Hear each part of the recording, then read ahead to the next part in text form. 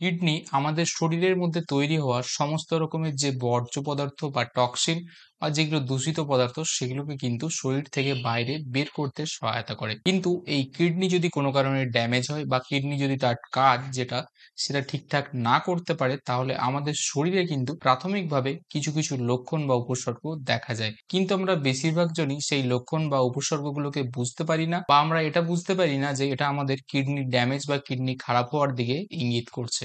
আপনার কিডনি যদি ঠিকঠাক কাজ না করে, তাহলে ব্লাডের মধ্যে কিন্তু টক্সিন বা এই যে দূষিত পদার্থ যেগুলো কিডনি বের করে দিত, সেগুলো কিন্তু ধীরে ধীরে জমতে থাকে এবং বাড়তে থাকে, যার ফলে কিন্তু এই বিভিন্ন রকমের উপসর্গ দেখা যায়।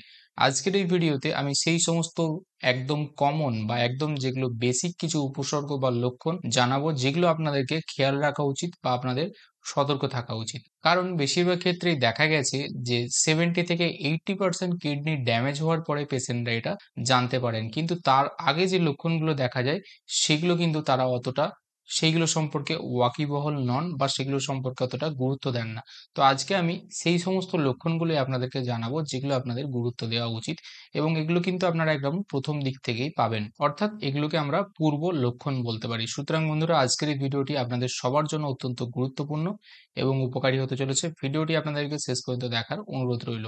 সর্বপ্রথম যে লক্ষণটির কথা বলবো সেটা হলো আপনার যে প্রস্রাবের যে ফ্রিকোয়েন্সি বা আপনি কতবার প্রস্রাব যাচ্ছেন দিনে, সেটার পরিমাণ বাড়তে থাকে। একটা সাধারণ হিসাবে ধরা হয় যে 6 থেকে 7 বার থেকে 8 বার পর্যন্ত আপনি প্রস্রাব যান, এটা কিন্তু ঠিকঠাক। কিন্তু তার বেশি যদি হয় এবং এটা আপনি হঠাৎ করেই খেয়াল করছেন যে আপনার বিশেষ করে রাত্রের দিকে প্রস্রাবের পরিমাণ বৃদ্ধি পাচ্ছে, প্রস্রাবের পরিমাণও বৃদ্ধি পাচ্ছে এবং খুব ঘন ঘন আপনাকে প্রস্রাব যেতে হচ্ছে, তার সঙ্গে আপনি একটা জিনিস খেয়াল করতে পারেন যে আপনার প্রস্রাবের মধ্যে কিন্তু একটা গন্ধ বা অন্য টাইপের একটা ঝাঁঝালো গন্ধ আপনি পেতে পারেন, অথবা আপনার প্রস্রাবের মধ্যে কিন্তু প্রচুর পরিমাণে ফেনা বা ফোম টাইপের তৈরি হতে পারে। মূলত আমাদের প্রস্রাবের মধ্যে থেকে যে ক্রিয়েটিনিন বেরিয়ে যায় সেটা কিন্তু অনেক পরবর্তীকালে বা অনেক অ্যাডভান্স স্টেজে হয়। একদম প্রথমের দিকেই যে ফেনা ফেনা ভাব বা ফোম তৈরি হয় সেটা কিন্তু একদম প্রথমের দিকে প্রস্রাবের মধ্যে দ্বারা প্রোটিন বেরিয়ে যায়। এইভাবে 1 থেকে 2 বছর কিন্তু এরকম প্রোটিন বেরোয়, তারপরে কিন্তু ক্রিয়েটিনিন প্রস্রাবের মধ্যে দ্বারা বেরোতে থাকে এবং সেই জন্য কিন্তু এই ফোম বা ফেনা এগুলো তৈরি হয়। এছাড়াও ইউটিআই বা আপনার যদি ইনফেকশনের সমস্যা থেকে প্রস্রাবে, তাহলেও কিন্তু আপনার বারে বারে প্রস্রাব হবে। এবং আপনার যদি রেকারেন্স ইউটিআই হয়, অর্থাৎ বারবার আপনার ইউটিআই হচ্ছে, অর্থাৎ ইনফেকশন হচ্ছে, প্রস্রাবের সমস্যা দেখা যাচ্ছে, তাহলে কিন্তু সেক্ষেত্রে আপনার কিডনির দিকে সতর্কতা বা গুরুত্ব দেওয়া উচিত। দ্বিতীয় লক্ষণ যেটা বলবো সেটা হলো সোয়েলিং, পাফিনেস বা ফোলাভাব।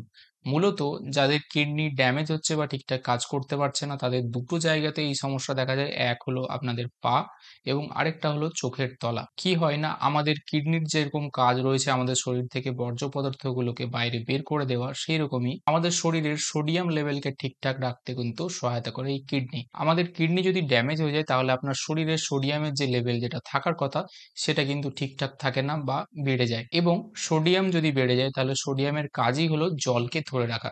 অর্থাৎ আপনার শরীরে কিডনি যত ফিল্টার করতে পারবে না, তত সোডিয়াম বাড়বে, এবং সোডিয়াম বাড়লে কিন্তু আপনার শরীর জলকে বেশি পরিমাণে ধরে রাখবে। এই জল যখন বেশি পরিমাণে আপনার শরীরে জমছে, তখন গ্র্যাভিটির কারণে সেগুলো কিন্তু পায়ের নিচের দিকে যায়, এবং এই জন্য আপনি সারাদিন বা দাঁড়িয়ে থাকা অবস্থাতে দেখবেন যে আপনার পায়ের তলায় কিন্তু ফোলাভাব, এডিমা এগুলো কিন্তু ডেভেলপ করছে। আবার চোখের তলায় ফোলাভাবটা কিন্তু বেশি দেখা যায় সকালবেলা ঘুম থেকে ওঠার পর। আপনি যখন শুয়ে পড়ছেন, তখন কিন্তু গ্র্যাভিটিটা কিছুটা শিফট হয়ে পা থেকে প্রায় সারা শরীরে বা অন্যান্য জায়গাগুলোতেও যাচ্ছে। এই জন্য সকালবেলা ঘুম থেকে ওঠার পর চোখের তলার যে পাফিনেস বা সোয়েলিং, ফোলাভাব, এটা বেশি দেখা যায়। তবে অনেকের ক্ষেত্রে দু জায়গাতেই কিন্তু এই ফোলাভাব দেখা যায়। আপনারা যদি কোনো কারণে এই ফোলাভাব পায়ে অথবা চোখের তলায় দেখেন, তাহলে আপনি বুঝতে পারেন যে আপনার শরীরে সোডিয়ামের পরিমাণ হয়তো বাড়ছে, যার জন্য জল ধরে রাখছে বেশি, সেই জন্য এই ফোলাভাবটা হচ্ছে। এবং এটা কিন্তু কিডনিতে হয়তো ঠিকঠাক কাজ করতে পারছে না, বা কিডনিতে কোনো সমস্যা হচ্ছে, বা কিডনি ড্যামেজ হচ্ছে। সুতরাং এই সমস্যা বা লক্ষণ থাকলেও আপনাকে সতর্ক হওয়া প্রয়োজন। তৃতীয় যে লক্ষণের কথা জানাবো সেটা হলো ব্যাক পেন বা লোয়ার ব্যাক পেন। অর্থাৎ আপনার কোমরের ঠিক পিছন দিকে আমাদের কিডনি যে জায়গাতে অবস্থান করে, সেই জায়গাতে ব্যথা বা যন্ত্রণা। এক্ষেত্রে খেয়াল রাখবেন যে যেকোনো একদিকে ব্যথা যন্ত্রণা হতে পারে, অথবা পুরো কোমর জুড়ে দুদিকেই যে কিডনির অবস্থান রয়েছে সেই পুরো জায়গা জুড়েও ব্যথা যন্ত্রণা হতে পারে। এবারে আপনাদের মনে একটা প্রশ্ন জাগতে পারে যে ব্যথা যন্ত্রণা কোমরে বিশেষ করে সেটা কিডনি বাদ দিয়েও কিন্তু আরো বিভিন্ন কারণে হয়ে থাকে। ডিফারেনশিয়েট আপনি কিভাবে করবেন? কিডনির যদি ব্যথা যন্ত্রণা হয় তার তীব্রতার পরিমাণটা একটু বেশি হবে।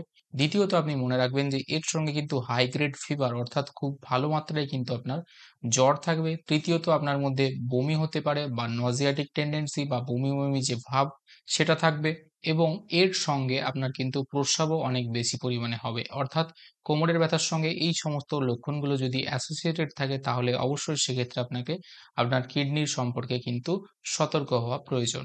নেক্সট যে লক্ষণটি বলব সেটা কিন্তু অত্যন্ত গুরুত্বপূর্ণ এই সমস্যার জন্য। সেটা হলো টায়ার্ডনেস বা উইকনেস বা দুর্বলতা। আমাদের শরীরে আরবিসি বা যে রেড ব্লাড সেল রয়েছে সেটা কি করে? অক্সিজেনকে বিভিন্ন জায়গাতে পৌঁছতে সহায়তা করে এবং এই অক্সিজেন বিভিন্ন কোষে বা বিভিন্ন জায়গাতে পৌঁছলে সে তার ঠিকঠাক কাজ করতে পারে বা সাধারণভাবে বলতে পারলে যে আমাদের শরীর এনার্জি পায়। কিন্তু যখন এই আরবিসির সংখ্যা কমে যায় তখন শরীরে সঠিকভাবে অক্সিজেন সব জায়গায় পৌঁছয় না। তখন কিন্তু দুর্বলতা আপনার শরীরে তৈরি হয় এবং এটা কিন্তু হিমোগ্লোবিন কম হলেও কিন্তু সেক্ষেত্রে হয়ে থাকে। তাহলে এক্ষেত্রে কিডনির ভূমিকাটা কোথায়? না এই যে আরবিসি সেটা তৈরি হওয়ার জন্য কিন্তু ইপিও নামে অর্থাৎ এরিথ্রোপয়েটিন নামে এক ধরনের উপাদান রয়েছে যেটা এই আরবিসিকে তৈরি করতে সহায়তা করে। এবারে এই এরিথ্রোপয়েটিন তৈরি হয় কোথা থেকে? না সেটা কিন্তু কিডনি থেকে তৈরি হয়। সুতরাং আপনার কিডনি যদি ড্যামেজ হয় তাহলে এরিথ্রোপয়েটিন ঠিকঠাক তৈরি হবে না। যার জন্য আপনার আরবিসিও কিন্তু ঠিকঠাক তৈরি হবে না। তাই আপনার ব্লাড টেস্ট একটা সিম্পল করলেই আপনি যদি দেখেন যে আরবিসি আপনার কম রয়েছে বা হিমোগ্লোবিন কম রয়েছে তাহলে সেক্ষেত্রেও আপনার যদি তার সঙ্গে দুর্বলতা থাকে প্রচুর পরিমাণে এবং প্রস্রাবের রিলেটেড বিভিন্ন রকমের সমস্যাও দেখতে পাচ্ছেন তার সঙ্গে তাহলে অবশ্যই আপনি কিডনিরও উপরে গুরুত্ব দেওয়া উচিত এবং কিডনি ফাংশন টেস্ট বা আপনার কিডনির বিভিন্ন রকমের যে টেস্টগুলো রয়েছে সেগুলোও কিন্তু তার সঙ্গে করে নেওয়া উচিত। নেক্সট যে লক্ষণ সেটা হলো ইচিং এবং এটা এমনই একটি লক্ষণ যেটা কিন্তু আমরা কেউই গুরুত্ব দিই না। কিডনির মূল কাজই হলো যেহেতু আমাদের শরীরে টক্সিন বা নোংরা দূষিত পদার্থগুলো বাইরে বের করা, তাই কিডনি যখন ঠিকঠাক কাজ করতে পারে না তখন আপনার ব্লাডে কিন্তু টক্সিন বাড়ছে এবং এর জন্যই কিন্তু ইচিং বা চামড়া রিলেটেড বিভিন্ন রকমের সমস্যা, চুলকানি, সোরিয়াসিস বা বিভিন্ন রকমের চামড়ার সমস্যা কিন্তু আসতে পারে। এক্ষেত্রে মনে রাখবেন যে কি করে বুঝবেন আপনি যে চামড়ার সমস্যাকে আরো বেশি গুরুত্ব দেওয়া উচিত কিডনির জন্য না আপনি ডাক্তারের পরামর্শ নিচ্ছেন, চামড়ার সমস্যা কিছুতেই ভালো হচ্ছে না। আপনি বিভিন্ন রকম চেষ্টা করেছেন কিন্তু এই চুলকানি বা চামড়ার যেকোনো সমস্যা যদি ভালো না হয়, বারবার ফেরত আসছে, তাহলে কিন্তু সেক্ষেত্রে অবশ্যই গুরুত্ব দেওয়া উচিত। আপনারা জানলে অবাক হবেন যে এক্ষেত্রে অনেকের সময়ই ডার্মাটোলজিস্ট অর্থাৎ চামড়ার যারা স্পেশাল ডাক্তার হন তাদের কাছে গিয়ে কিন্তু অনেকের কিডনির সমস্যা ধরা পড়ে। কারণ তারা যখন বিভিন্ন ওষুধপত্র প্রয়োগের ফলে আপনার চামড়ার সমস্যা কমছে না দেখেন, তখন তারা কিডনি ফাংশন টেস্ট করতে দেন। কারণ মূল সমস্যাটা কিন্তু তখন কিডনিতে লুকিয়ে থাকে। তাই এই সমস্যা যদি কেউ দীর্ঘদিন ধরে ভুগছেন তাহলে সেক্ষেত্রেও আপনারা কিন্তু গুরুত্ব দেবেন। পরবর্তী যে লক্ষণের কথা বলব এটা কিন্তু ভাইস ভার্সা অর্থাৎ কিডনির সমস্যার জন্য হতে পারে আবার উল্টেটে ওই সমস্যার জন্য কিডনির সমস্যা হতে পারে। সেটা হলো হাই বিপি এবং ডায়াবেটিসের সমস্যা। দেখা গেছে রিসার্চে যে 40% পেশেন্ট কিডনি ড্যামেজ হওয়ার কারণের পিছনে রয়েছে হাই ব্লাড প্রেশার এবং প্রতি ৩ জন ডায়াবেটিক পেশেন্ট বা ডায়াবেটিস যাদের রয়েছে তার মধ্যে একজনের কিন্তু কিডনি ড্যামেজ হয়। কিডনি যে সমস্ত কাজগুলো করে তার মধ্যে আরেকটি অন্যতম গুরুত্বপূর্ণ কাজ হলো যে আমাদের শরীরের যে ব্লাড প্রেশার সেটাকে সঠিকভাবে নিয়ন্ত্রণ করা। যখনই কিডনি ঠিকঠাক কাজ করতে পারে না তখনই আমাদের শরীরে ব্লাড প্রেশারও নিয়ন্ত্রণে থাকে না। আবার অনেক সময় উল্টোটাও হয়, ব্লাড প্রেশার কোনো কারণে যদি নিয়ন্ত্রণে না থাকে সেখান থেকে কিন্তু কিডনি ড্যামেজ হতে পারে। সুতরাং এই সমস্ত প্রবলেম বা ডায়াবেটিস বা হাই বিপি যারা পেশেন্ট রয়েছেন বা ক্রনিক কিডনি ডিজিজের যারা পেশেন্ট রয়েছেন তাদের কিন্তু এই সমস্যা বা লক্ষণগুলো কিন্তু দেখা দিতে পারে। সুতরাং এই এতগুলো লক্ষণ যেগুলো এতক্ষণ ধরে বললাম এগুলো কিন্তু খুবই কমন লক্ষণ বা উপসর্গ এবং যেগুলো আমরা খুব সহজে চট করে গুরুত্ব দিই না বা আমরা হয়তো ভাবি অন্য কোনো সমস্যার জন্য হচ্ছে। কিন্তু যদি আপনারা খুব মাইনিউটলি ভাবে খেয়াল করেন এবং দেখেন যে আপনার ২ থেকে ৩ টে সমস্যা বা লক্ষণ একসঙ্গে দেখা দিচ্ছে, তাহলে কিন্তু অবশ্যই সতর্ক হবেন এবং কিডনির যা টেস্ট রয়েছে সেগুলো কিন্তু আপনাদের করে নেওয়া উচিত। কারণ বেশিরভাগ সময় কিডনি যে ড্যামেজ বা সমস্যা হচ্ছে সেটা কিন্তু অনেক পরে গিয়ে বোঝা যায়। এর সঙ্গে আপনাদেরকে বেশ ভালো পরিমাণে জল পান করতে হবে, পরিমাণ মতো জল পান করবেন।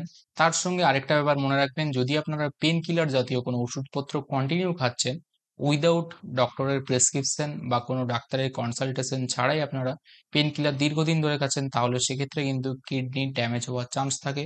এছাড়া প্রোটিন জাতীয় যে খাবারগুলো রয়েছে সেগুলো কিন্তু আপনাদেরকে খাদ্য তালিকার মধ্যে কমাতে হবে। এবং কিডনি যদি একবার ড্যামেজ হয় তাহলে কিন্তু একে রিপেয়ার করা অনেকটাই কষ্টকর, এবং তার সঙ্গে ডায়ালিসিস বা এই যে ব্যাপারগুলো রয়েছে সেগুলো কিন্তু অনেক কষ্টসাধ্য ব্যাপার এবং অনেক বড় সমস্যা নিয়ে আসে। তাই একদম প্রথম দিক থেকেই আপনাকে সতর্ক থাকা উচিত, এবং যে লক্ষণগুলো বললাম এগুলো যদি আপনারা খেয়াল রাখতে পারেন তাহলে আপনাদের এই সমস্যা একদম গোড়াতেই ধরতে পারবেন, এবং সেক্ষেত্রে আপনার কিডনিকে ড্যামেজ হওয়া থেকে বা কিডনি নষ্ট হওয়া থেকে কিন্তু নিজেকে রক্ষা করতে পারবেন। সুতরাং বন্ধুরা, আজকের এই ইনফরমেটিভ ভিডিওটি আশা করি আপনাদের ভালো লেগে থাকবে এবং আপনাদের এই জন্য উপকারী হবে।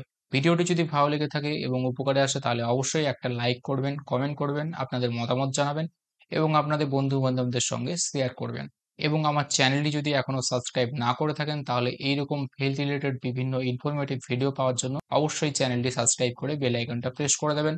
যাতে করে পরবর্তীকালে এরকম ভিডিও আপলোড হওয়ার সঙ্গে, সঙ্গে আপনারা নোটিফিকেশন পেয়ে যান। আজকে এই পর্যন্ত রইল বন্ধুরা, দেখা হবে পরে আবার এইরকম একটি ভিডিওতে। ততদিন ভালো থাকবেন, সুস্থ থাকবেন। ধন্যবাদ।